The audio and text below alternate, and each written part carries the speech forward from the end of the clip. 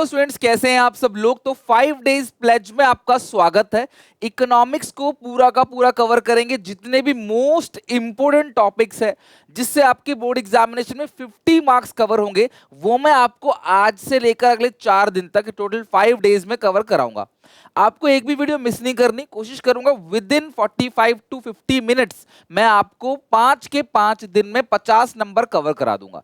जिनको नहीं पता मैं बता दूं क्लास, क्योंकि अभी बोर्ड एग्जामिनेशन में थोड़ा टाइम है, तो इस क्रूशियल टाइम को वेस्ट नहीं करना है। तो डेली बेसिस पे बस आपने एक वीडियो को देखनी है, इसके अंदर जो टॉपिक्स लिखे हुए हैं, जो नोट्स है मेरे, उससे खुद नोट बनाने हैं और उनको लर्न करना है। और ऐसा करने में दिन भर में आपके 2-2.5 घंटे मैक्सिमम लगेंगे वीडियोस को देखने के बाद। मान लो 1 घंटे की वीडियो मैक्सिमम, बाकी 1 घंटा क्लास आपका अच्छे से लिख के उसे याद करने का और फिर आधे घंटे रिपीट करने का। ऐसा अगर 5 दिन कर लोगे ना, तो आपके इकोनॉमिक्स में 80 आउट ऑफ 80 कहीं नहीं गए। अभी मैं 50 नंबर का कवर करा रहा हूँ इस सीरीज के अंदर, सिर्फ इंपोर्टेंट टॉपिक्स कवर करा रहा हूँ। फिर आप सब लोगों ने रिक्वेस्ट की है सर एनसीईआरटी भी करा दो, तो मैं उसके नोट्स बनाना स्टार्ट कर चुका हूं कल रात से ही, और मैं पूरे के पूरे एनसीईआरटी को कवर करूंगा। जितने भी आपके कॉम्पिटेंसी बेस्ड क्वेश्चन आ रहे हैं, क्योंकि इकोनॉमिक्स में ना अब क्लास पेपर जो है वो ऐसा ना हो कि फिजिक्स जैसा टफ आ जाए, घुमा के आ जाए। और अकाउंट इको बीएसटी में ना तीन में से एक सब्जेक्ट तो टफ रहता ही, एक पेपर टफ रहता है। लेकिन मेरे पास समय है और आप लोग सपोर्ट करोगे तो डेफिनेटली मैं आपको इको में 80 आउट ऑफ 80 की पूरी तैयारी कराऊंगा, 80 आउट ऑफ 80 दिला भी दूंगा आपको। तो स्टार्ट करते हैं। आज डे 1 है। एक एक बच्चा अटेंडेंस जरूर लगा देना कमेंट सेक्शन में, मुझे पता चले कितने बच्चे आ रहे हैं। वीडियो को लाइक कर देना, अपने क्लासमेट अपने दोस्तों को भी शेयर कर देना। इस पूरे के पूरे प्लेज में आपको बहुत मजा आएगा। सिंपल नोट्स भी आपको दूंगा और सब कुछ अच्छे से करवाऊंगा। सबसे पहला जो क्वेश्चन मैंने इसके अंदर रखा है इस सीरीज के अंदर, वो है circular flow of income in two sector economy. आपको पता है किसी भी इकोनॉमी में 4 सेक्टर होते हैं। पहला होता है household sector, we are consumers. Second जो होता है प्रोड्यूसर्स, जो प्रोडक्शन करते हैं। तीसरा है गवर्नमेंट, और चौथा है अब्रॉड यानी कि एक्सटर्नल सेक्टर। लेकिन आपको सर्कुलर फ्लो ऑफ इनकम आएगा 2 सेक्टर इकोनॉमी में, तो ऐसा एक डायग्राम चार्ट आपको बनाना पड़ेगा। यहां रखना हाउस होल्ड यानी कि कंज्यूमर्स, यहां रखना फर्म यानी कि प्रोड्यूसर्स। ये बनाना पड़ेगा, कॉपी में जरूर अपने नोट्स बनाओगे ना तो उसमें ये वाला जरूर बनाना। अच्छा, हाउस होल्ड क्या देता है फर्म को? सबसे पहले हाउस होल्ड फर्म को देता है फैक्टर्स ऑफ प्रोडक्शन। ऐसे सर्कल ओवल शेप में बना लो, चाहे ऐसे बना लो क्लास, सर्कल में बना लो, रेक्टेंगल में, क्यूब में, कैसे ही बना लो, तुम्हारी मर्जी, ठीक है। तो हाउस होल्ड इनको फैक्टर ऑफ प्रोडक्शन देता है। हाउस होल्ड सेक्टर फर्म को लैंड, लेबर, कैपिटल और एंटरप्रेन्योरशिप देता है। 4 फैक्टर्स ऑफ प्रोडक्शन होते हैं। प्रोडक्शन करने के लिए 4 चीजें जरूरी है। सबसे पहला जमीन, लैंड। दूसरा चाहिए आपको लेबर, लेबर ही तो काम करेगा। तीसरा क्या चाहिए आपको? कैपिटल यानी कि पैसा, मशीनरी। और चौथा क्या चाहिए? उस सबको अरेंज करने वाला बंदा जो रिस्क को बियर करेगा, दैट इज कॉल्ड एंटरप्रेन्योर यानी कि मालिक। तो हाउस होल्ड इनको देता है लैंड, लेबर, कैपिटल और एंटरप्रेन्योरशिप, और बदले में फर्म क्या करती है? इनको करती है payment for class factor payments, यानी कि पेमेंट करती है। जो लैंड है उस पे इनको रेंट मिलता है, लेबर को मिलता है वेजेस सैलरीज, कैपिटल पे इनको मिलता है इंटरेस्ट ऑन कैपिटल, और जो मालिक है उसको क्या मिलता है? Normal profit. तो हाउस होल्ड के पास जो इनकम आई वो कहां से आई? फर्म के पास आई पहली बार। तो हम सब फर्म से पैसा कमाते हैं। फर्म को हमारा मतलब कि हमें फर्म का शुक्रगुजार होना चाहिए कि हमारे पास आपसे इनकम आ रही है। अच्छा, हम फैक्ट्री में क्या करते हैं? जाके काम करते हैं, प्रोडक्शन करते हैं, गुड्स एंड सर्विसेज बनाते हैं। फिर ये गुड्स एंड सर्विसेज क्या करते हैं? ये लोग हमें ही बेच देते हैं। मतलब मैं सुबह से शाम पतंजलि कंपनी में काम करके आ रहा हूँ, उनका कॉलगेट, उनका साबुन शैम्पू बना के आ रहा हूँ, मैं घर आ रहा हूँ, फिर मेरे को जो सैलरी मिल रही है उस सैलरी से मैं उन्हीं का शैम्पू साबुन खरीद रहा हूँ। तो मैं उनसे कमाता हूँ, वो मेरे से कमाते हैं। इसी को तो कहते हैं सर्कुलर फ्लो ऑफ इनकम। हम लोग उनकी इनकम जनरेट करते हैं, वो लोग हमारी इनकम जनरेट करते हैं। मैं जहां पे रहता हूं, मैं रेंट पे रहता हूं, ठीक है। तो जो मेरा मकान मालिक है वो मेरे से रेंट लेता है हर महीने, वो मुझसे कमा रहा है। लेकिन मैं उसके बच्चे को ट्यूशन पढ़ाता हूं तो वो मेरे को ट्यूशन फीस देता है, तो मैं उससे कमा रहा हूं, वो मेरे से कमा रहा है। यही चीजें होती हैं सर्कुलर फ्लो ऑफ इनकम। यानी कि सबसे पहले हाउस होल्ड के पास फर्म से क्या आया? फैक्टर पेमेंट आया, इनकम जनरेट हुई। फिर हमने उसी पैसे से इनका क्या किया? कंजप्शन एक्सपेंडिचर कर लिया, इनका सामान खरीद लिया। इन्होंने हमें गुड्स एंड सर्विसेज बेचे और हमने कर दी payment for goods and services. अच्छा, हम लोग बोलेंगे सैलरी बढ़ाओ, सैलरी बढ़ाओ, सैलरी बढ़ाओ, तो इनका खर्चा बढ़ जाएगा, लोग सेल प्राइस बढ़ा देंगे। तो आपने कभी नोटिस किया है कि सामान महंगा हम ही करवाते हैं?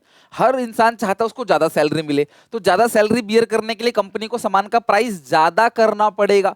तभी तो वो ज्यादा वसूलेंगे और ज्यादा सैलरी देंगे। यही से महंगाई बढ़ती है कि ज्यादा कमा तो रहे हैं पर ज्यादा खर्चा भी हो रहा है। आपके पापा कम कमाते थे बट खर्चे भी कम थे। आपके दादाजी मान लो महीने का 1,000 रुपए भी कमाते होंगे या 500 रुपए भी कमाते होंगे, तो उससे अपना घर परिवार चलाते होंगे, सामान भी सस्ता था। तो ये इक्वली पैरेलल चलता रहता है। This flow of income is called circular flow of income in two sector economy, right. So circular flow of income है क्या, ये क्वेश्चन आ सकता है। समझ लो मैं एक एक करके कितने सारे क्वेश्चन कराऊंगा जो मैंने आपको बताया, और सारी सीरीज में कंप्लीट क्वेश्चंस कवर कर दूंगा, और आपके 50 मार्क्स एक ही वीडियो में यानी कि एक ही क्लास सीरीज में कवर हो जाएगा।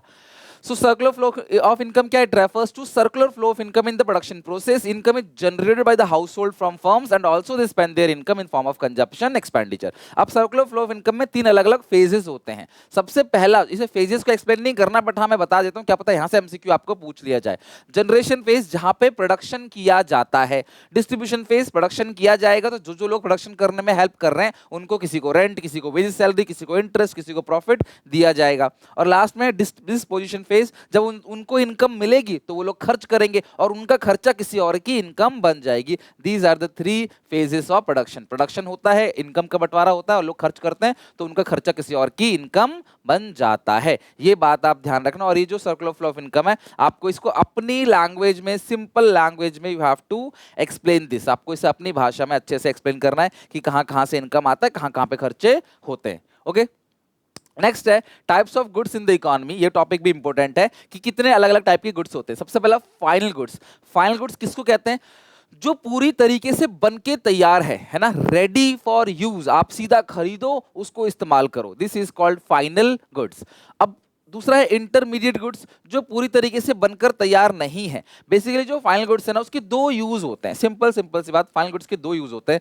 पहला है कंजप्शन, मैंने एसी खरीदा अपने घर लगवाया है ना, this is called consumption expenditure. मैंने एसी खरीदा अपने कोचिंग इंस्टीट्यूट में लगाया, this is called investment expenditure. तो गुड्स पे जो आप घर पे यूज करते हो उस पे जो खर्चा कर रहे हो, that is called consumption expenditure. और यही गुड जब आप बिजनेस में लगा देते हो और उस पे खर्चा कर रहे हो, that is called investment expenditure. दोनों ही केस में, जो एसी मैंने घर के लिए खरीदा, जो एसी मैंने अपनी कोचिंग के लिए खरीदा, दोनों ही केसेस में वो एसी फाइनल गुड्स है, क्योंकि पूरी तरीके से बनके तैयार है और उसे हम ही यूज कर रहे हैं। मेरे घर पे एक फ्रिज है और मेरी एक दुकान भी है जिसमें मैं कोल्ड ड्रिंक बेचता हूँ, स्नैक्स बेचता हूँ, वहां पे भी एक फ्रिज है। तो मैं वो फ्रिज खरीदूं चाहे घर का फ्रिज खरीदूं, दोनों केसेस में जो फ्रिज है, जो रेफ्रिजरेटर है, वो फाइनल गुड्स ही है, क्योंकि अल्टीमेटली उसे मैं खुद इस्तेमाल कर रहा हूं सेल्फ यूज के लिए।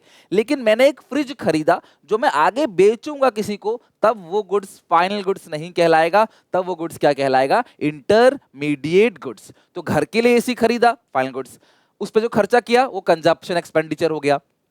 अपने कोचिंग के लिए, बिजनेस के लिए, अपने रिफ्रेशमेंट की शॉप, रेस्टोरेंट के लिए मैंने एसी खरीदा, फ्रिज खरीदा, वो भी फाइनल गुड्स ही है। लेकिन उस पे जो खर्चा किया गया है, उस खर्चे को बोलते हैं इन्वेस्टमेंट एक्सपेंडिचर। और एक ऐसी खरीदा कि मैं रीसेल करूंगा, उसको बेचूंगा, तो वो क्या हो गया क्लास, आपका इंटरमीडिएट गुड्स। तो इंटरमीडिएट गुड्स का 2 यूज होता है। सबसे पहला, एज अ रॉ मटेरियल आप उसको यूज करते हो। मैंने घर के लिए दूध खरीदा चाय बनाने के लिए, चीनी खरीदा चाय बनाने के लिए, तो दूध चीनी जो मैं खरीद रहा हूं वो फाइनल गुड्स है। लेकिन मैं एक बिस्किट बनाने वाली कंपनी हूं और मैं, या फिर क्लास समझ लो कि एक दूध खरीद के दूध बेचता हूं आगे चल के, तो उस सिचुएशन में वो क्या होगा, इंटरमीडिएट गुड्स होगा। या तो उसको रॉ मटेरियल की तरह यूज करेंगे या तो रीसेल की तरह यूज करेंगे। या तो आप दूध खरीद के आगे दूध बेच रहे हो, रीसेल, तो इंटरमीडिएट गुड्स है। या फिर आपने दूध खरीदा और घर से मिठाई बना के मिठाई बेच रहे हो, तो उसे रॉ मटेरियल की तरह यूज कर रहे हो, तो भी वो इंटरमीडिएट गुड्स कहलाएगा। बहुत इंटेलेक्चुअल क्वेश्चन पूछे जाएंगे, सीधे सीधे क्वेश्चन बहुत कम होंगे very less, because 14 question total. आप थोड़ा दिमाग लगाओ, पूरी इकोनॉमिक्स में सिर्फ 14 क्वेश्चन आते हैं जो लिखने वाले होते हैं। 20 तो एमसीक्यू हो गए, बचे 14 क्वेश्चन। अब 14 में 2 अलग अलग किताब है, तो सोचो मैक्रो के अंदर 7 ही क्वेश्चन आपको पूछे जाएंगे और इंडियन इकोनॉमी में 7 ही क्वेश्चन पूछे जाएंगे। अब इंडियन इकोनॉमी के अंदर 8 चैप्टर्स हैं। अगर 8 चैप्टर्स हैं और 7 ही सवाल इंडियन इको में पूछा जाएगा, सोचो एक चैप्टर से बस एक सवाल पूछा जाएगा, तो आपको कितनी डीपली पढ़ना पड़ेगा। और उसमें से भी मैक्रो में भी 7 सवाल पूछा जाएगा, उसमें भी 2 न्यूमेरिकल होंगे, बाकी 5 सवाल में पूरा का पूरा चैप्टर समा हुआ है।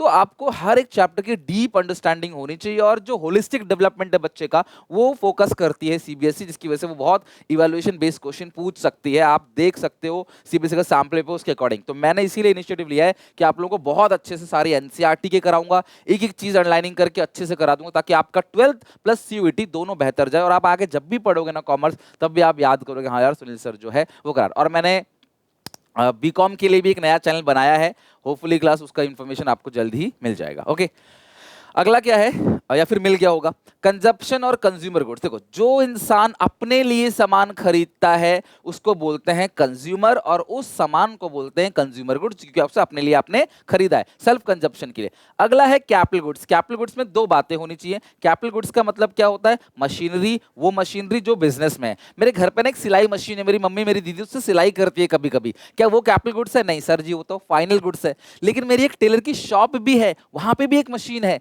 वो कैसा गुड्स है? उसको बोलेंगे कैपिटल गुड्स। तो सर क्या वो फाइनल गुड्स नहीं है? यस, फाइनल गुड्स भी है, कैपिटल गुड्स भी है। तो जो फाइनल गुड्स है ना वो कैपिटल गुड्स भी हो सकता है, और जो कैपिटल गुड्स है वो फाइनल गुड्स भी हो सकता है, नो प्रॉब्लम। तो अगर कोई भी मशीन, कोई भी फिक्स एसेट जो किसी बिजनेस के अंदर है, उसको फाइनल के साथ साथ कैपिटल का नाम देंगे। मेरे घर पे सिलाई मशीन है, फाइनल गुड्स हो गया। मेरे बिजनेस के अंदर सिलाई मशीन है, वो फाइनल गुड्स भी हो गया। लेकिन जो मेरे बिजनेस के अंदर सिलाई मशीन है ना, वो फाइनल के साथ साथ कैपिटल गुड्स भी है, क्योंकि वो एक मशीन है जो कि मेरे बिजनेस में यूज हो रहा है। तो आई होप आपको समझ आ गया होगा फाइनल गुड्स क्या है और इंटरमीडिएट गुड्स क्या है। सो फाइनल गुड्स क्या है? These are those goods which is finally produce and ready for sale. हम उसको यूज कर सकते हैं, बेच सकते हैं, और उससे यूज कौन करेगा? फाइनल यूजर, मतलब वो खुद यूज करेगा। वो अगर आगे किसी को बेच देगा तो वो फाइनल गुड्स नहीं है। मैंने जूते खरीदे अपने लिए, वो फाइनल गुड्स है। लेकिन मैंने जूते खरीदे बेचने के लिए, तो वही जूता क्या हो गया? इंटरमीडिएट गुड्स हो गया। तो सेम गुड्स फाइनल भी हो सकता है, सेम गुड्स इंटरमीडिएट भी हो सकता है, डिपेंडिंग अपॉन इट्स यूज, कि उसे इस्तेमाल कौन कर रहा है। अगर फाइनल कंज्यूमर इस्तेमाल कर रहा है जो खुद उसे यूज करेगा, तो वो फाइनल गुड्स है। लेकिन अगर आगे वो बेचने की बात कर रहा है, किसी और को बेचेगा, खुद यूज नहीं करेगा, तो वो इंटरमीडिएट गुड्स कहलाएगा। फाइनल यूजर कंज्यूमर भी हो सकता है, प्रोड्यूसर भी हो सकता है। Consumer are the final user of clothes. Consumer आम तौर पे कपड़े, खाना पीना, ये सब चीज खरीदता है। प्रोड्यूसर आम तौर पे प्लांटर मशीनरी खरीदता है। फाइनल गुड्स पे जो खर्चा किया गया है उसको बोलते हैं फाइनल कंजम्पशन एक्सपेंडिचर। और इंटरमीडिएट गुड्स पे खर्चा जो फाइनल गुड्स पे खर्चा किया गया है, जो इन्वेस्टमेंट की तरह इस्तेमाल हो रहा है, उसमें जो खर्चा है इन्वेस्टमेंट एक्सपेंडिचर। और जो टोटल एक्सपेंडिचर है फाइनल गुड्स का, वो दो चीजों को सम के बराबर है। घर के लिए जो खर्चा किया वो, और मशीन पे जो खर्चा किया वो, इन दोनों को जोड़ोगे, यानी कंजम्पशन प्लस इन्वेस्टमेंट एक्सपेंडिचर को जोड़ोगे तो आएगा एक्सपेंडिचर ऑन फाइनल गुड्स। तो आपको एग्जांपल दे रखा है, यूज फॉर फाइनल कंजप्शन। आपने क्लास अपने लिए खरीदा है, ये सब कंप्यूटर वगैरह आपने अपने लिए खरीदा है, तो फाइनल गुड्स हो गया, उस पे वो कंजप्शन गुड्स भी हो गया। वो फाइनल गुड्स है, वो कंजप्शन भी गुड्स हो गया, कि हम उसे खुद यूज कर रहे हैं। लेकिन आपने यही मशीन अपने बिजनेस के लिए एज ए फिक्स एसेट उसे यूज कर रहे हो, तो उस सिचुएशन में वो फाइनल गुड्स तो है ही है, लेकिन साथ में वो कैपिटल गुड्स भी है। तो यहाँ पे वो फाइनल गुड्स तो दोनों ही केस में ये फाइनल गुड्स है ना, दोनों ही केस में ये भी फाइनल गुड्स है। घर के लिए खरीदा कंप्यूटर, फाइनल गुड्स है। कंप्यूटर कॉल सेंटर में लगाने के लिए खरीदा, वो भी फाइनल गुड्स है। लेकिन इस पे जो खर्चा किया गया वो कंजप्शन एक्सपेंडिचर है, इस पे जो खर्चा किया गया वो इन्वेस्टमेंट एक्सपेंडिचर है, जिसकी वजह से ये फाइनल के साथ साथ कैपिटल गुड्स भी हो गया, और ये फाइनल के साथ साथ कंज्यूमर गुड्स भी हो गया। तो final goods are also two types, consumer goods and capital goods. घर के लिए कंज्यूमर कंजप्शन एक्सपेंडिचर, बिजनेस के लिए इन्वेस्टमेंट एक्सपेंडिचर, और ये कैपिटल गुड्स हो गया। ठोको लाइक अगर समझ आ गया अच्छे से तो, right. Next, intermediate goods, these are those goods which not yet ready for use by the final user. अब इस्तेमाल करने के लिए रेडी नहीं है। These goods are produced by one firm from another. एक कंपनी ने सामान खरीदा है ये दूसरी कंपनी से, जैसे लकड़ियां खरीदी है कारपेंटर ने चेयर्स बनाने के लिए, वो इंटरमीडिएट गुड्स है, बिकॉज वो रॉ मटेरियल है कारपेंटर के लिए। शर्ट खरीदी है एक कंपनी ने दूसरी कंपनी से रीसेल के लिए, तो वो रीसेल के लिए खरीदा है, तो क्या है क्लास? Intermediate goods. और मैं बता दूं, फाइनल गुड्स की वैल्यू को नेशनल इनकम में काउंट करता है। मैं एक सेपरेट वीडियो बनाऊंगा, मुझे पता है आप सबकी डिमांड है, सर क्या नेशनल इनकम में आता है क्या नहीं आता है, ये बहुत सरदर्द करता है। क्लास का टॉपर हो चाहे बैक बेंचर हो, हमेशा प्रॉब्लम आती है what is to be included और not included in national income. मैं एक सेपरेट वीडियो बना के, है ना, इस सीरीज में तो नहीं, अलग से, तो मैं पूरा उसमें ट्रेंड कर दूंगा, इसकी मेरी गारंटी है, चिंता नहीं करो। लेकिन फिलहाल के लिए एक बात बता दूं कि नेशनल इनकम के अंदर हम सिर्फ और सिर्फ फाइनल गुड्स की वैल्यू को ही काउंट करते हैं। इंटरमीडिएट गुड्स की वैल्यू को नेशनल इनकम में हम काउंट बिल्कुल भी नहीं करते। एक मैन्युफैक्चरर है, समझना, अब ये चीज आती है पेपर में, है ये कोई कॉन्सेप्ट नहीं है, सिर्फ एग्जांपल है समझने के लिए, बट ये आता है तो मैं इसको मिस नहीं कर सकता। एक मैन्युफैक्चरर है जो 400 रुपए का स्टील बना के बेच रहा है दूसरे मैन्युफैक्चरर को, ठीक है। वो क्या करता है, चेयर बना के 1000 रुपए का बेच देता है होलसेलर को। होलसेलर ये चेयर क्लास आगे रिटेलर को 1100 रुपए का बेच देता है, और ये रिटेलर आगे कस्टमर को 1200 रुपए का बेच देता है। एक ही चीज है। तो ये जो 400 रुपए का सामान 1000 में बेचा है, तो यहां देखो सबसे पहले कुछ भी सामान नहीं था, इसने 400 का बनाया, तो जी देश में 400 रुपए का सामान बन गया। फिर इसने 400 के स्टील से वैल्यू एडिशन करके 1000 का चेयर बना दिया, स्टील में कुछ मॉडिफिकेशन वगैरह करके, कुछ ऐड ऑन करके 1000 का बेच। कितनी वैल्यू एडिशन हुई है सर जी? 600 रुपए की यहाँ पे वैल्यू ऐड कर दी गई है। 400 का तो था ही पहले से, 600 का और वैल्यू ऐड हुआ है। फिर 1000 वाले ने आगे 1100 रुपए का बेच दिया होलसेलर को, तो वैल्यू ऐड कितना किया? 100 रुपए। सर ये भी कोई वैल्यू ऐड किया, कुछ चेंज किया है प्रोडक्ट में? नहीं, प्रोडक्ट में चेंज तो नहीं किया, लेकिन प्रोडक्ट को होल्ड करके उसके पास तक पहुंचाना भी तो एक खर्चा है, वो 100 रुपए लग गया। फिर ये 100 ग्राहक को अपना प्रॉफिट बेच के 1100 का बेचता है, तो यहाँ भी जो वैल्यू एडिशन है वो कितने हो गया? 100 रुपए का यहाँ वैल्यू एडिशन हो गया। तो यहाँ 600, यहाँ सबसे पहले 400 का वैल्यू एडिशन पहली बार प्रोड्यूस हुआ, फिर 600 का, फिर 100 का, फिर 100 का, टोटल जो हो गया 1200, और लास्ट में भी कितना बिका? 1200। ये हमेशा क्या करेगा? आपका मैच करेगा। तो अगर कोई ये बोले इकोनॉमी के अंदर सर 400 की सेल तो यहाँ हो गई, 1000 की यहाँ 1400, फिर 1100 की यहाँ हो गया 2500, फिर 1200 की 3700 कीजिए हमारी कंट्री में प्रोडक्शन हुआ है, तो कान पे देना दो खींच के, बोला पागल है क्या? यही स्टील यहाँ भी है, यही स्टील यहाँ भी है, यही स्टील यहाँ भी है। तो इसको बोलते हैं प्रॉब्लम ऑफ डबल काउंटिंग। बोलना भाई मेरे, ये एक चीज को एक से ज्यादा बार काउंट कर दिया गया है, इसी को प्रॉब्लम ऑफ डबल काउंटिंग कहते हैं। वो कहेगा अच्छा ये बात है, हाँ बात तो सही कह रहे हो। तो सर कैसे ठीक करें इसको? दो रास्ते हैं। पहला कि आप हर स्टेज पे जो वैल्यू ऐड हुआ है सिर्फ वो लो। भाई ये 400 की चीज आपने यहाँ काउंट कर लिया, फिर यही 400 का 1000 का बेच रहे हो, तो इसके अंदर वो 400 इंक्लूड है, उसे हटा दो, तो ये 600 का ही वैल्यू एडिशन हुआ है। देश में 600 का ही प्रोडक्शन हुआ है, 1000 का प्रोडक्शन नहीं हुआ है, ठीक है। फिर यहाँ पे 1000 का 1100 में, तो इस 1100 में ये 1000 भी इंक्लूड है, तो सिर्फ 100 का वैल्यू एडिशन हुआ है। फिर यहाँ पे 1100 का सामान 1200 का बेचा, इस 1200 में ये 1100 इंक्लूड है, 100 का वैल्यू एडिशन हुआ है। तो टोटल या तो हर स्टेज पे जो वैल्यू ऐड है वो ले लो, या तो सिर्फ लास्ट वाला जो है ना वो ले लो। आपकी जो प्रॉब्लम है ना डबल काउंटिंग की, वो प्रॉब्लम खत्म हो जाएगी। अब मैं बता चुका हूं सेम सामान फाइनल भी हो सकता है, सेम सामान इंटरमीडिएट भी हो सकता है, डिपेंडिंग अपॉन इट्स यूज, कि उसे यूज कौन कर रहा है। चीनी घर के लिए खरीदा, घर पे हलवा बनाएंगे, खाएंगे, खीर बनाएंगे, चाय कॉफी बनाएंगे, जूस बनाएंगे या लस्सी बनाएंगे, जो भी है, या स्मूदीज बनाएंगे, आपने उसके लिए ले लिया तो फाइनल गुड्स है। लेकिन मैं मिठाई खरीद रहा हूं क्योंकि मुझे मिठाइयां बना के बेचनी है, मैं उसके लिए चीनी खरीद रहा हूं, तो वो क्या हो गया? आपका इंटरमीडिएट गुड्स। यानी एक ही गुड्स है, डिपेंडिंग अपॉन इट्स यूज कि आप उसे कैसे इस्तेमाल करते हो, ठीक है। कंज्यूमर गुड्स मैंने बता दिया, जो कंज्यूमर अपने लिए खरीदता है, सेल्फ यूज के लिए खरीदता है, लंबे समय तक इस्तेमाल होगा, तो उसको बोलते हैं durable goods, radio, TV, fridge, car, AC. और सेमी ड्यूरेबल जो कुछ कुछ सामान तक कुछ कुछ दिन यूज होता है, कुछ महीने, कुछ साल यूज होंगे, कपड़े वगैरह बहुत लंबे समय तक यूज नहीं हो पाते। नॉन ड्यूरेबल गुड्स जो एक ही बार, सिंगल एक्ट ऑफ कंजप्शन इसको बोलते हैं। क्या बोलते हैं? Single act of. Coffee, gas, pen, ink, bread, खाया, खत्म, एक ही बार यूज किया, खत्म। और सर्विसेज, सेवाएं, जैसे मैं आपको पढ़ा रहा हूं तो मैं आपको कौन सी सर्विस दे रहा हूं? Teaching services. इसी तरीके से कंसल्टेंसी, टूरिज्म, ट्रांसपोर्टेशन, है ना, सर्विसेज होती है। कैपिटल गुड्स क्या है? मशीनरी, कोई भी मशीनरी लेकिन जो बिजनेस के अंदर यूज हो किसी फिक्स एसेट की तरह, उसको क्या बोलते हैं? Capital goods. ध्यान रखना, यहाँ पे लिखा है all machines are not capital goods. सारी मशीन कैपिटल गुड्स नहीं है, वो मशीन जो किसी बिजनेस में है वही कैपिटल गुड्स है। मेरे पास एक गाड़ी है, वो कैपिटल गुड्स नहीं है, लेकिन मेरी एक टूर एंड ट्रैवल की कंपनी है और वहां पे एक गाड़ी खड़ी है, उसको बोलते हैं कैपिटल गुड्स, ठीक है। हालांकि ये झूठ है, सिर्फ समझाने के लिए। All capital goods are producer goods, but all producer goods are not capital goods. अब सर प्रोड्यूसर कौन होता है? उत्पादक, सामान बना रहा है, उसके पास जो भी ऑल कैपिटल गुड्स, जितने भी कैपिटल गुड्स होंगे, जितने भी मशीनरी होंगी, कैपिटल गुड्स होंगी, उसे प्रोड्यूसर यूज करेगा। लेकिन प्रोड्यूसर जो भी कुछ यूज करेगा वो कैपिटल गुड्स कहलाएगा क्या? नहीं, प्रोड्यूसर तो रॉ मटेरियल भी यूज करता है, तो वो कैपिटल गुड्स थोड़ी है। तो ये स्टेटमेंट ध्यान रखना, all capital goods are producer goods, but all producer goods are not capital goods. तो मैंने तुम्हें देखो पूरा का पूरा समझाया अच्छे से, फिर डिफरेंस करा रहा हूँ। इंपॉर्टेंट क्वेश्चन में मैंने सिर्फ डिफरेंस लिखवाया था, लेकिन मुझे पता है कि यार आपको ये डिफरेंस तभी समझ आएगा जब आपने चैप्टर पढ़ा होगा। अगर मैं आपको कुछ भी अभी नहीं पढ़ाता फाइनल गुड्स के बारे में, इंटरमीडिएट गुड्स के बारे में, ये आपको बहुत टफ लगता। अब देखना तुम कितना आसान लगेगा आपको। सर हमें तो ये याद है पूरा का पूरा। सबसे पहला meaning, These are those goods which are ready to use by their final user। ये बिल्कुल सामान बनके तैयार है, लेकिन ये अभी भी not ready to use है by their final user। Final user के लिए अभी ready to use नहीं है, इसमें कुछ ना कुछ काम अभी होगा। ये रॉ मटेरियल है। पर्पस क्या है इसके? दो पर्पस होते हैं। हम कंजप्शन करेंगे, घर के लिए एसी लगाया, बिजनेस में लगाएंगे, बिजनेस के लिए एसी लगाया, तो ये कंजप्शन है और ये इन्वेस्टमेंट है, दो पर्पस से। लेकिन यहाँ पे दूध खरीदा ताकि हम मिठाई बना के बेच सकें, यानी कि रॉ मटेरियल, या दूध खरीदा आगे किसी को दूध ही बेच देंगे, है ना, उसको क्या बोलते हैं क्लास, रीसेल पर्पस है। कुछ दूधिया होते हैं, है ना, वो तो क्या करते हैं, सुबह सुबह वो टंकी वंकी लेके निकल जाएंगे और लोगों को लगेगा भाई ये तो दूध लेके आ रहा है, प्योर दूध जो है वो क्लास लेके आ रहा है, दूध काट के ला रहा है टोटल, लेकिन वो क्या करता है, वो जाएगा डेयरी से दूध खरीदेगा, आधा उसमें मिला देगा अपने टंकी के अंदर और आके आपको बेच देगा। आप डायरेक्टली वहां से नहीं खरीद रहे, सोच रहे हो कि नहीं वो मिलावट का दूध है, वो तो पैकेट वाला दूध है, और वो पैकेट को फाड़ के उसके अंदर दूध डाल के वो आपको आगे आके बेच देगा। तो वो दूध खरीद रहा है दूध बेचने के लिए, तो उसके लिए वो दूध क्या है, इंटरमीडिएट गुड्स है। पर अपने घर के लिए वो दूध लेके जा रहा है 1 लीटर, तो वो क्या हो गया, फाइनल गुड्स हो गया। तो सेम गुड्स फाइनल भी हो सकता है, इंटरमीडिएट भी हो सकता है, और वो रीसेल भी, उस जो इंटरमीडिएट गुड्स है या तो वो रीसेल करेगा लाके आपको सीधा बेच दिया, या वो class as a raw material खुद उसको यूज करेगा।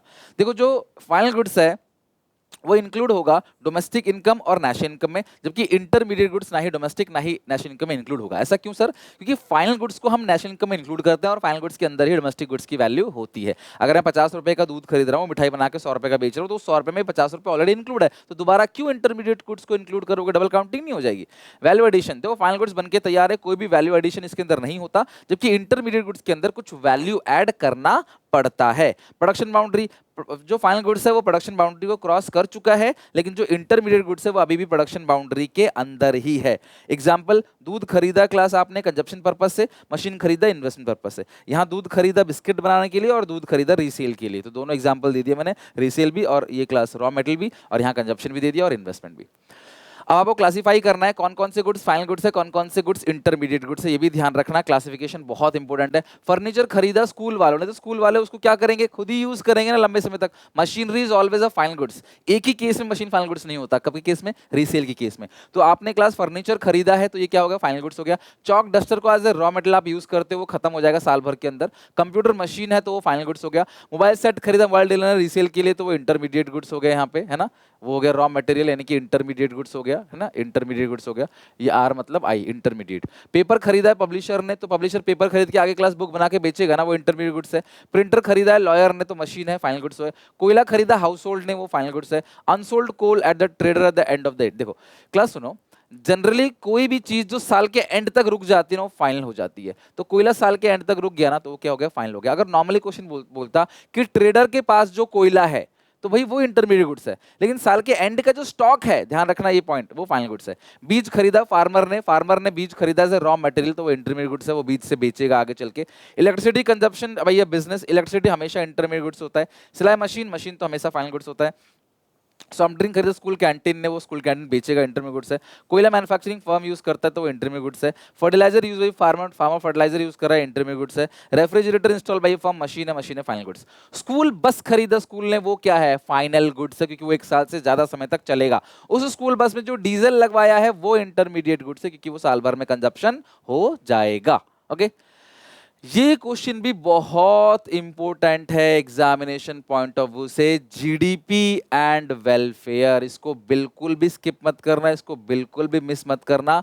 जीडीपी होता क्या है क्लास, साल भर में जितना भी सामान आप प्रोड्यूस कर रहे हो, साल भर में जितना भी सामान आप प्रोड्यूस कर रहे हो उसकी जो वैल्यू होती है उसको बोलते हैं जीडीपी। सुई से लेकर जहाज तक जितना भी सामान प्रोड्यूस हो रहा है ना साल भर में, उसको हम लोग क्या बोलते हैं, जीडीपी। लेकिन और जीडीपी का बढ़ना देश के वेलफेयर को शो करता है, और ये कौन सी जीडीपी है, रियल जीडीपी। मैं आगे बताऊंगा अभी क्लास आपको रियल जीडीपी में और नॉर्मल जीडीपी में डिफरेंस। लेकिन ध्यान रखना कि जीडीपी अगर बढ़ेगा तो देश का वेलफेयर होगा, बट इन 4 केसेस में, ये बहुत इंपॉर्टेंट पॉइंट्स हैं, और सबसे ज्यादा इंपॉर्टेंट इसमें यह है एक्सटर्नलिटीज जो पेपर में पूछा जाता है।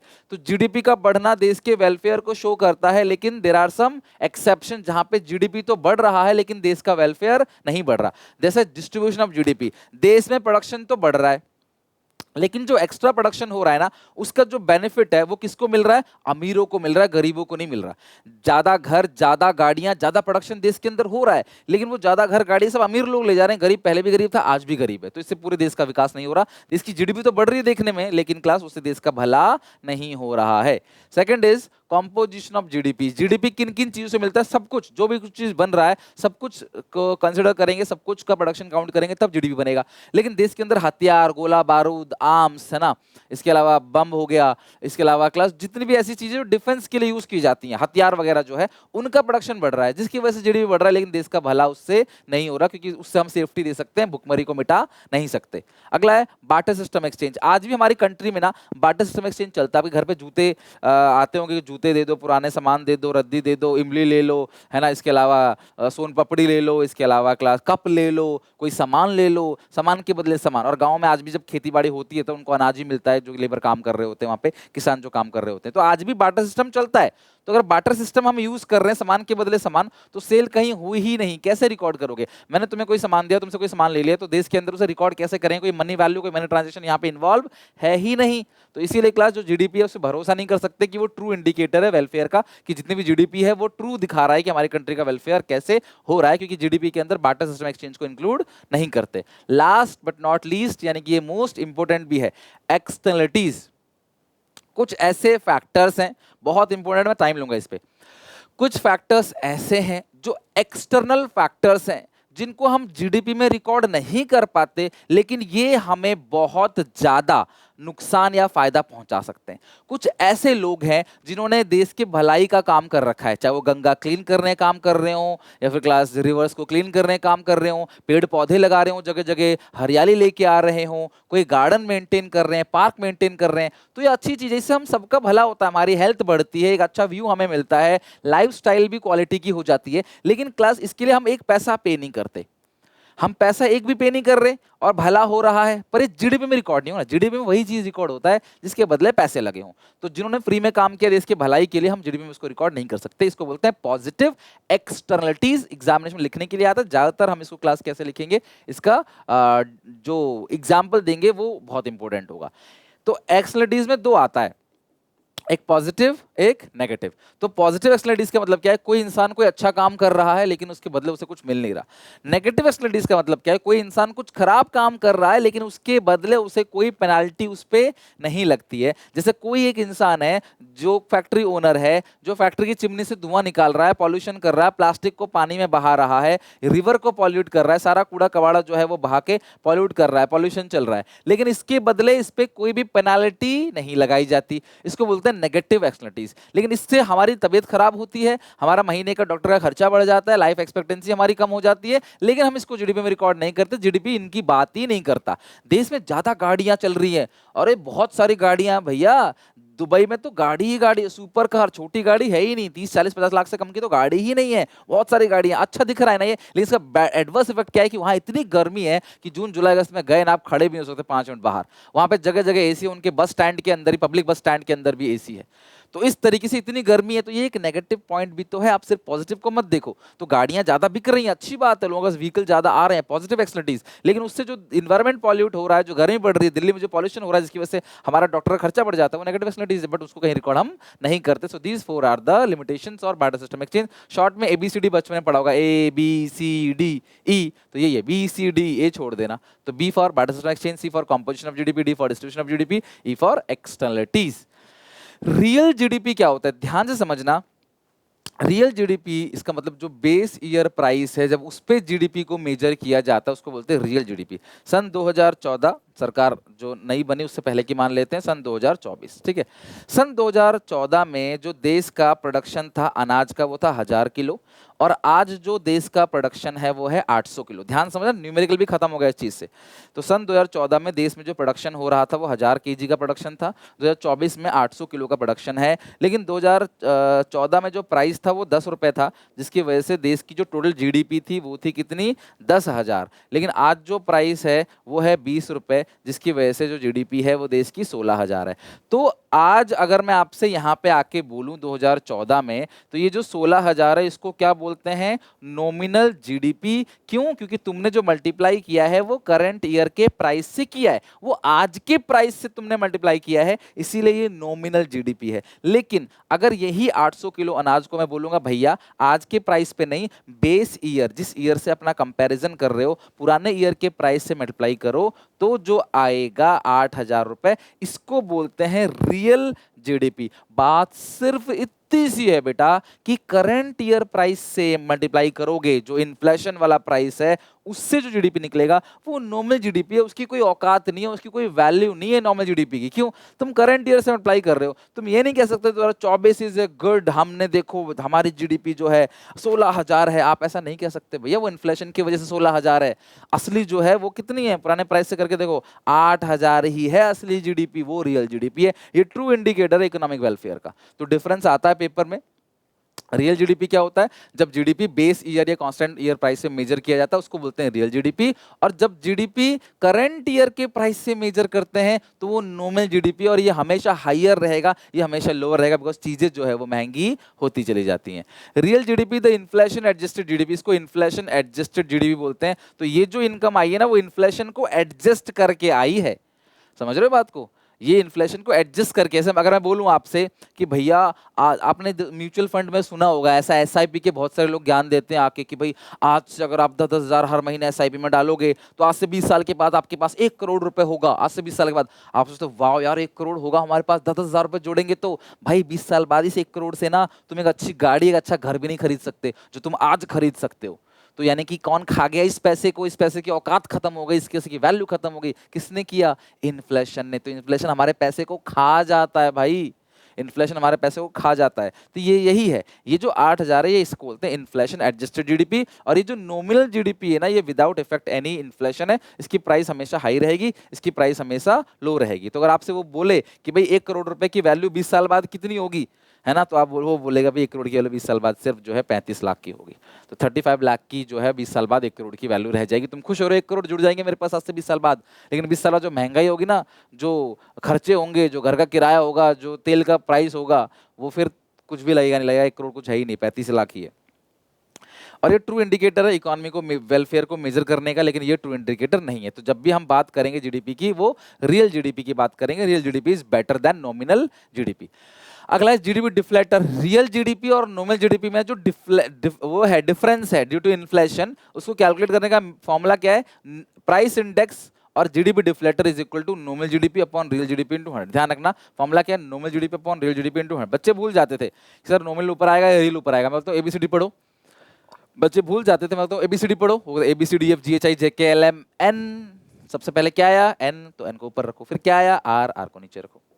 N upon R into 100, nominal upon real into 100। इधर क्या आता है? प्राइस इंडेक्स, पीआई या जीडीपी डिफ्लेटर। तो एक आइटम ये हो गया, 2 आइटम ये हो गया, 3 आइटम ये हो गया। इन 3 में से तुम्हें 2 गिवन होगा, तीसरा तुम निकाल लेना आराम से, क्या दिक्कत है? Money supply. मनी सप्लाई किसे कहते हैं क्लास? ये अगले चैप्टर का है, मनी, मनी का चैप्टर का है। तो मनी सप्लाई का मतलब क्या? Stock of money held by public at a particular point of time. किसी पर्टिकुलर पॉइंट ऑफ टाइम पे पैसों का जो स्टॉक है उसको बोलते हैं money supply. Money supply stock concept है। स्टॉक कॉन्सेप्ट क्यों? क्योंकि ये मेजर करता है supply of money at a particular point of time. आज 26 जनवरी को जनता के पास कितना पैसा है, 15 मार्च को जनता के पास कितना पैसा है, 15 अगस्त को जनता के पास कितना पैसा है, 26 दिसंबर को जनता के पास कितना पैसा है। किसी एक पॉइंट पे, किसी एक डेट पे अगर हम मेजर करें कि जनता के पास कितना पैसा है, that is called money supply. इसको मेजर कैसे करते हैं क्लास? इसको मेजर करने का तरीका बताता हूं अभी आपको। लेकिन मनी सप्लाई स्टॉक कॉन्सेप्ट है, पहली बात ध्यान रखना। और मनी सप्लाई के अंदर सबका पैसा आता है, जनता का पैसा आता है, लेकिन सरकार का नहीं आता और बैंकिंग सिस्टम का नहीं आता। तो हमारी कंट्री का जो बैंकिंग सिस्टम है उनके पास जो पैसा है और सरकार के पास जो पैसा है वो मनी सप्लाई में काउंट नहीं होगा। और क्लास दे आर कॉल्ड, और इनका पैसा जो इंडिविजुअल और बिजनेस फॉर्म का पैसा होता है ना, सिर्फ यही काउंट होता है। तो money supply includes the individual और बिजनेस फॉर्म, इनके पास जो पैसा है, जबकि इनके पास जो पैसा वो इंक्लूड नहीं करते। ये लोग क्या करते हैं क्लास? ये लोग मनी की डिमांड करते हैं, और ये जो सरकार और बैंकिंग सिस्टम है they are called supplier of money, वो मनी की सप्लाई करते हैं। तो मनी सप्लाई कंपोनेंट में आता है M1, M2, M3, M4। M1 को नैरो मनी बोलते हैं, मोस्ट लिक्विड होता है। M4 को क्लास वाइड मनी या ब्रॉड मनी बोलते हैं, बट M4 का डिटेल हमें नहीं पढ़ना, हमें सिर्फ M1 पढ़ना है, ठीक है। तो M1 के अंदर क्या क्या आता है? CC, DD और OD। M1 ध्यान रखना, money 1 narrow money, CC, DD, OD, और ये मोस्ट लिक्विड है, इसको ट्रांजैक्शन मनी भी कहा जाता है M1 को। और मनी सप्लाई में मैंने बता ही दिया, गवर्नमेंट का और बैंकों का पैसा काउंट नहीं करते। ध्यान रखना, बैंकों का गवर्नमेंट का पैसा काउंट नहीं करते, ये इंपॉर्टेंट है। M1 के अंदर है CC, DD, OD। CC मतलब करेंसी इन कैश, जनता के पास जो पेपर और कॉइन नोट्स हैं उनको हम लोग ले लेते हैं CC के अंदर। DD का मतलब डिमांड डिपॉजिट, जनता ने अपने बैंक खाते में जो पैसा जमा कर रखा है वो भी M1 के अंदर काउंट होगा। उसको डिमांड डिपॉजिट बोलते हैं, मतलब जब वो डिमांड करेंगे तब वो बैंक से निकाल सकते हैं। चेकेबल डिपॉजिट होता है, आप चेक काट के बैंक से पैसे निकाल सकते हो, एटीएम से बैंक से पैसे निकाल सकते हो, जब डिमांड करोगे तब निकाल लोगे, उसको बोलते हैं डिमांड डिपॉजिट। पहला जो आपके पास कैश पड़ा हुआ है वो, दूसरा आपके बैंक में जो पैसा पड़ा हुआ है वो भी काउंट करते हैं। लेकिन डिमांड डिपॉजिट के अंदर एमसीक्यू में आ सकता है, ध्यान रखना, हम सिर्फ नेट डिमांड डिपॉजिट्स ही लेते हैं। डिमांड डिपॉजिट्स के अंदर हम सिर्फ नेट डिमांड डिपॉजिट लेते हैं, यानी कि जो इंटर बैंक डिपॉजिट है उनको हम लोग एक्सक्लूड करते हैं। Inter bank deposits are those deposits held by one bank on the behalf of other bank. एक बैंक का पैसा दूसरे बैंक के पास जो पड़ा हुआ है उसको हम लोग मनी सप्लाई में काउंट नहीं करते, इसी को बोलते हैं इंटर बैंक डिपॉजिट। तो CC currency in cash, DD demand deposit, उसमें हम लोग इंटर बैंक डिपॉजिट को नहीं लेते, इसलिए से नेट डिमांड डिपॉजिट कहा जाता है। तीसरा OD other deposit with RBI, कुछ और भी पैसा है जो आरबीआई के पास पड़ा होता है, वो भी M1 के अंदर आता है। किस किस का पैसा? जो पैसा आरबीआई के पास पड़ा हुआ है फॉरेन गवर्नमेंट का और फॉरेन बैंक्स का। पहला फॉरेन गवर्नमेंट, लिखना कमेंट सेक्शन में एक बार इसको, foreign government foreign bank. Demand deposit of international financial institution like IMF और वर्ल्ड बैंक, आईएमएफ और वर्ल्ड बैंक का पैसा जो पड़ा हुआ है आरबीआई के पास। और तीसरा नाबार्ड का जो पैसा पड़ा हुआ है आरबीआई के पास। जुलाई क्लास 1982 जो नाबार्ड है, national bank for agriculture and rural development, उनका पैसा जो आरबीआई के पास पड़ा हुआ है वो भी हम लोग M1 के अंदर काउंट करते हैं। पहला फॉरेन बैंक फॉरेन गवर्नमेंट, दूसरा आईएमएफ वर्ल्ड बैंक, और तीसरा है क्लास नाबार्ड। इन तीनों का जो पैसा है आरबीआई के पास पड़ा हुआ वो आता है अदर डिपॉजिट के अंदर। ये है बहुत इंपॉर्टेंट टॉपिक, ध्यान से समझना। Credit creation bye commercial bank 4 to 6 marks में आता है। मैं तुम्हें इसके भर भर के अभी न्यूमेरिकल भी कराऊंगा और समझाऊंगा भी अच्छे से। कमर्शियल बैंक आपके पैसे को कई गुना बना देता है, 1000 का 10,000, 10,000 का लाख, करोड़ का 100 करोड़, 10 करोड़, 20 करोड़। कैसे बना देता है? इसके लिए एक प्रोसेस है, इस प्रोसेस को बोलते हैं डिपॉजिट मल्टीप्लायर, या इसका नाम ना मनी मल्टीप्लायर भी है। क्या बोलते हैं क्लास? मनी मल्टीप्लायर या डिपॉजिट मल्टीप्लायर। मल्टीप्लायर मतलब कई गुना कर देता है, कई मल्टीपल टाइम्स से आपके पैसे को कर देता है। इस चीज को समझने के लिए सबसे पहले तुम्हें दो चीजें समझनी पड़ेंगी, जिसका नाम है CRR और SLR। जैसे ही आप किसी बैंक में अपना अकाउंट खुलवाते हो ना, आप जो भी जमा करते हो उस वो बैंक क्या करता है दिन भर में जितना भी पैसा उसके पास आया, जितना भी डिपॉजिट दिन भर में उसके पास आया बैंक के पास, बैंक उसका एक फिक्स परसेंट जो है वो रिजर्व बैंक ऑफ इंडिया को दे देता है। क्योंकि class reserve bank of India माए बाप है उसका, उसको बनाया है, उसको रेगुलेट करता है, मुसीबत में उसकी मदद करेगा, और कंट्रोलर भी है बैंकिंग सिस्टम का, और ये रूल है, फॉलो करना पड़ेगा आपको। तो हर दिन जितनी भी डिपॉजिट्स आती हैं, 100 रुपए, 1000 रुपए, लाख, करोड़, 100 करोड़, 1000, जितनी भी डिपॉजिट पूरे बैंक में आती है, उसका एक फिक्स परसेंट कमर्शियल बैंक किसको देता है? आरबीआई को। उस फिक्स परसेंट को बोलते हैं CRR। Let's take an example, it is 4%। तो 100 रुपए अगर जमा हुआ, 4 रुपए वो आरबीआई को दे देगा सिक्योरिटी के रूप में। और इनिशियल डिपॉजिट कुछ फिक्स परसेंट, लाइक मान लो 23% हो गया, वो अपने ही पास रखेगा लिक्विड फॉर्म में। आप बैंक का काम क्या होता है पता है? आपसे पैसे लेना 4% पे, किसी को देना 14% पे, 10% का डिफरेंस है, 10% कमा लिया, उसको स्प्रेड बोलते हैं। क्या बोलते हैं? स्प्रेड। तो आपसे लिया उनको लिया, पर आपसे जितना लिया उसका सारा उनको नहीं दे सकते। 1% CRR मेंटेन करना पड़ेगा, और कुछ परसेंट अपने पास कैश के फॉर्म में, लिक्विड फॉर्म में रखना पड़ेगा। चाहे वो कैश हो, चाहे वो गोल्ड हो, चाहे वो गवर्नमेंट अप्रूव्ड सिक्योरिटी हो, कुछ ऐसी सिक्योरिटी जहां सरकार ने बोला यहां रख सकते हो आप, ये नहीं कि कहीं भी सट्टा लगा दो आप, समझ रहे हो? तो इसको बोलते हैं स्टैट्यूटरी लिक्विडिटी रेशियो। क्या होता है? इनिशियल डिपॉजिट का एक फिक्स परसेंट जो हम अपने पास रखते हैं लिक्विड फॉर्म में, हम किसी को उधार नहीं देते, बस अपने पास मेंटेन करके रखते हैं, ताकि कल को कोई पैसे मांगने आ जाए तो हम उसकी पेमेंट कर सकें। इसको क्या बोलते हैं? SLR, statutory liquidity ratio. फिर भी पेमेंट करने में दिक्कत अगर आती है तो भैया आप आरबीआई से क्या करोगे? फिर हेल्प लोगे, बिकॉज आरबीआई को आपने CRR भी दे रखा है। तो एक एग्जाम्पल लेते हैं कि मान लेते हैं ये डिपॉजिट्स है, ये हो गया क्रेडिट क्रिएशन। प्लीज इसको बनाना, इस पे पूरा टाइम लेना, आराम से इसको बनाओ, आधे घंटे इस पे काम करो। ये पेपर में आता है सवाल ना, ये तो आना ही आना है। तो ये डिपॉजिट्स हो गया, और घुमा के पूछेगा फंस जाओगे, इसलिए मैं तुम्हें आगे जाके एनसीईआरटी भी कराऊंगा। तो ये क्रेडिट क्रिएशन हो गया, ये हो गया डिपॉजिट्स, ये हो गया लोन, और ये हो गया लीगल रिजर्व रेशियो। कई जगह से कैश रिजर्व रेशियो भी इसी को बोल देते हैं। वैसे लीगल रिजर्व रेशियो ना, वो कैश रिजर्व रेशियो और स्टैट्यूटरी लिक्विड रेशियो दोनों को मिलाकर ही माना जाता है, बट कई बुक में आपको मिलेगा वो CRR दे रखा है, तो कोई कंफ्यूजन नहीं है, वो लिख देना आप, एक ही बात है। तो मान लो शुरू में किसी ने बैंक में 1,000 रुपए जमा कर दिए, ठीक है, मान लो मैं गया, मैंने बैंक में, मुझे ट्यूशन की फीस मिली किसी बच्चे से, मैंने 1,000 रुपए बैंक में जमा कर दिए। तो बैंक क्या करेगा, एलआरआर कितना परसेंट है, अज्यूम एलआरआर 10%, यहाँ पे हमने अज्यूम कर रखा है एलआरआर 10% है, तो बैंक इस 1,000 का 10% यानी कि 100 रुपए एलआरआर मेंटेन करेगा और बाकी 900 रुपए क्या करेगा, लोन दे दिया किसी को। अच्छा, बैंक ने जिसको लोन दिया वो इंसान उस पैसे से करेगा क्या, क्या उस पैसे को तिजोरी में रखने के लिए लिया है उसने, नहीं, वो उस पैसे से अपने कर्जदारों की पेमेंट करेगा, अपने क्रेडिटर्स की पेमेंट करेगा, उस पैसे से वो इस पैसे से घर खरीदेगा, गाड़ी खरीदेगा, सामान खरीदेगा, चीजें खरीदेगा, है ना। तो अल्टीमेटली कहीं ना कहीं पैसा वो देगा और किसी और को बैंक में ही देगा, वो लाइक उसने जिसको उधार लिया था उसको बैंक में पेमेंट करेगा, ये अजम्पशन है। आप बोलोगे सर नहीं तो कैश, देखो लोन कभी कैश में मिलता नहीं है, लोन हमेशा तुम्हारे अकाउंट के अंदर ही आएगा। अगर मैं घर का लोन ले रहा हूँ ना तो बैंक वो लोन जो है वो किसी दूसरी पार्टी के अकाउंट डालेगा मेरे बिहाफ में, ये नहीं कि बैंक मुझे पैसे देगा और मैं उसको दूंगा, ऐसे नहीं होता है। मैं गाड़ी खरीदने का लोन ले रहा हूँ ना तो बैंक क्या करेगा, वो गाड़ी की कंपनी को पैसे देगा ना कि मुझे देगा, और फिर गाड़ी कंपनी मुझे गाड़ी दे देगी क्योंकि उनके पास पैसा आ गया, बट वो मेरे से नहीं आया, वो उनके थ्रू आया है, समझ रहे हो। तो कैश का कोई लेन देन नहीं है, सारा ट्रांजेक्शन बैंक से ही होगा। तो आपने जमा किया था 1,000, बैंक ने एलआरआर 100 मेंटेन किया, ये रिजर्व रेशियो है, कंपलसरी है, 900 आपने लोन दे दिया। आपने जिसको 900 रुपए लोन दे दिया उसका पैसा अल्टीमेटली बैंक में फिर से आ गया। भाई जिसको लोन दिया है, जैसे मैंने बैंक से लिया है ना, बैंक से ले लिया और मैंने किसी दूसरे इंसान के अकाउंट में डाल दिया, तो अल्टीमेटली पैसा उसके बैंक खाते में फिर से आ गया ना। सारे बैंक एक ही है, कमर्शियल बैंक का मतलब एचडीएफसी और आईसीआईसीआई, एसबीआई और पीएनबी की बात नहीं कर रहा, सारे ही बैंक एक ही है, कमर्शियल बैंक। फिर 900 रुपए बैंक के पास आ गया, फिर बैंक ने इस 900 से किसी को 90 रुपीज का रिजर्व मेंटेन किया, 810 का लोन दे दिया। फिर ये 810 जिसको लोन दिया उसने किसी और इंसान के बैंक में जमा कर दिया, उसको पेमेंट कर दी या कोई सामान खरीद लिया, उसके अकाउंट में पैसा आ गया।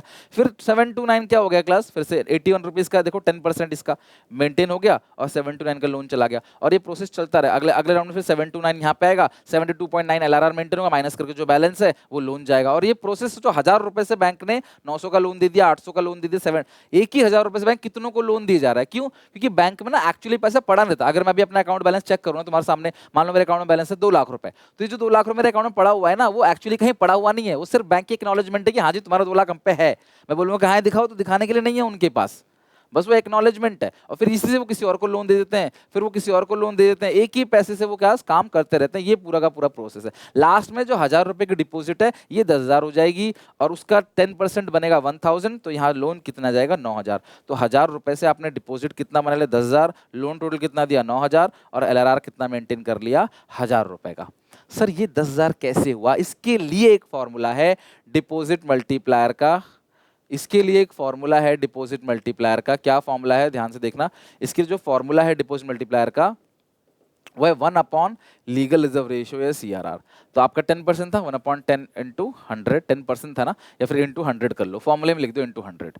तो 1/10 इंटू 100 10 टाइम्स, यानी कि आपका जो 1,000 है वो कितना हो जाएगा 10,000। यहाँ से एक फॉर्मूला बन गया। क्या फॉर्मूला बन गया, इनिशियल डिपॉजिट्स आपका था 1,000, डिपॉजिट मल्टीप्लायर आ गया 10 टाइम्स, हमेशा टाइम्स में होगा, तो जो टोटल डिपॉजिट्स है वो कितना आ गया 1,000 का 10 टाइम्स 10,000। तो अब इस सिचुएशन में कभी आपको ये दिया रहता है, ये दिया रहता है, ये निकालना है, कभी ये दिया रहेगा, ये दिया रहेगा, ये निकालना है, कभी ये दिया रहेगा, ये दिया रहेगा, ये निकालना है। मैं आपको तीनों एग्जांपल में आपको केसेस अभी कराऊंगा, बट फिलहाल आप समझ लो कि ये पूरा का पूरा प्रोसेस है डिपॉजिट मल्टीप्लायर का। अगर एलआरआर 20% होता, अगर एलआरआर 20% होता तो डिपॉजिट 5 गुना मल्टीप्लाई होता। एलआरआर अगर 33.33% होता तो ये 3 गुना मल्टीप्लाई करता है। एलआरआर अगर 50% होता तो ये 2 गुना। तो एलआरआर जितना ज्यादा बढ़ता चला जाएगा, मल्टीप्लाई उतना ही ज्यादा कम होता चला जाएगा। सिंपल सी बात है। आप बैंक को लोन देने नहीं दोगे, बैंक को बोलोगे 1,000 रुपए जमा कर रहे हो तो 500 रुपए रख लो, 500 का लोन मत दो, तो बैंक भी लोन ही कम देगा, तो मल्टीप्लाई भी पैसा क्या होगा कम होगा। ये जो रिजर्व है ना बैंक को लोन देने से रोकता है, ताकि कल को बैंक दिवाला ना हो जाए, कुछ पैसा तो रहे अपने पास, सेव रखो, सारा मत खर्च करो। तो देखो यही चीज को आपने क्या करना है, एक्सप्लेन करना है, दैट्स इट, और कुछ नहीं, सिंपल आपको ये चीज एक्सप्लेन करना है। अब मैं तुम्हें बहुत अच्छा एग्जांपल देता हूँ। मान लेते हैं कि एलआरआर 25% है और टोटल जो डिपॉजिट है वो है 1,00,000 रुपए, ठीक है, और आपको निकालना क्या है, इनिशियल डिपॉजिट आपको निकालना है। तो आप कैसे निकालोगे, डिपॉजिट मल्टीप्लायर का फॉर्मूला क्या होता है 1/LRR इंटू 100, तो 4 गुना, तो डिपॉजिट मल्टीप्लायर 4 गुना है, तो जो भी इनिशियल डिपॉजिट होगी उसका 4 गुना करेंगे तो हमारा टोटल डिपॉजिट आ जाएगा, है कि नहीं। तो अब इससे इनिशियल डिपॉजिट कितना आ जाएगा 1,00,000 अपॉन 4, इनिशियल डिपॉजिट आ गया 25,000 रुपए। तो आपका जो इनिशियल डिपॉजिट निकल कर आया है वो कितना आ गया, 25,000 रुपए। डिपॉजिट मल्टीप्लायर है 4 और जो टोटल डिपॉजिट आ गया है वो कितना आ गया आपका, 25,000 इंटू 4, 1 लाख रुपए, दैट्स इट। अच्छा, अगर और एक एग्जांपल दूं आपको, इनिशियल डिपॉजिट है आपका 80,000 और टोटल डिपॉजिट है 4 लाख रुपए, है ना। 4 लाख रुपए आपका टोटल डिपॉजिट है। आपको निकालना क्या है, डिपॉजिट मल्टीप्लायर निकालना है। तो देखो आपका कितना टोटल डिपॉजिट हो गया, 4 लाख। इनिशियल कितना है, 80,000। 1 2 3 4, 1 2 3 4, 8 पंचे 40, ठीक है।